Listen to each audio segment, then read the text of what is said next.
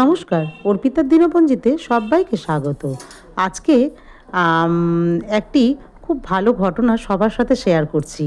বাচ্চাদের হাত ধরেই, বাচ্চাদের বন্ধুত্বের সেই হাতটি ধরেই যখন মায়েরা বন্ধু হয়ে ওঠে, সেই সম্পর্কটি আরও সুন্দর হয়।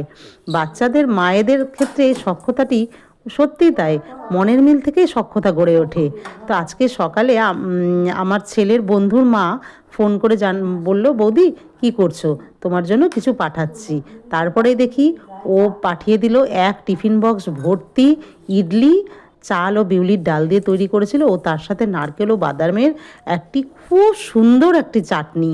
সকাল সকাল এই জলখাবারটি দেখে মন এবং খেয়ে এত সুন্দর ভালো লাগলো, সময়টি যেন মুহূর্তের মধ্যে আরও সুন্দর হয়ে উঠলো।